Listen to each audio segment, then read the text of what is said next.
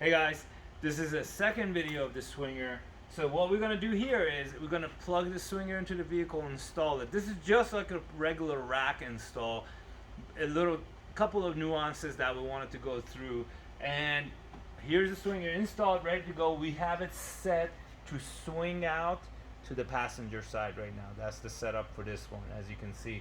You can easily flip this, and the way to reverse that swing out, you just got to basically take your latch, put it on the other side.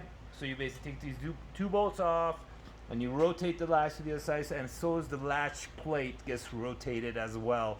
So it's two bolts here, total 4 bolts will reverse the swinger. You don't have to do anything with the pivot or anything else really. You switching the pin out as well. Obviously it's going in the other way. But we're gonna pick this up. This is heavy. It's 50 pounds. So if you're not comfortable lifting 50 pounds, get another person. We're gonna pick it up. We're gonna bring it here. I'm gonna stick it into this receiver right here. And the stabilizer will always be on the opposite side of these arms because it's just easier to access that way. We have a single 5/8 bolt we're gonna put in. So I'm gonna lift at this end. And that's gonna give me enough to kind of figure out where to thread in. You see that? I just picked it up and it threads in. So you wanna lift here because it naturally wanna sag to one way, but that's not what you wanna let it do. And then once you get that tight, you can just basically crank this puppy.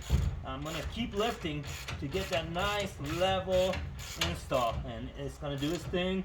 You're gonna torque that super hard. There's that. Then for the external stabilizers, see I have the plates rotated the opposite way this time. So it seems to work better for the stabilizer this way. So you get that.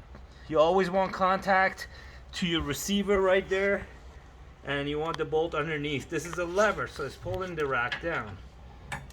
So I'm on the wrong setting. I'm gonna try to hold that in. There it is. And never crank here, right? This is not about getting super tight. That's why I'm using a short wrench, so I can't really pull a lot of torque on it. And this basically gets your swinger in. All right, next video we're gonna show you how to plug the rack in with a short hitch and get it operational.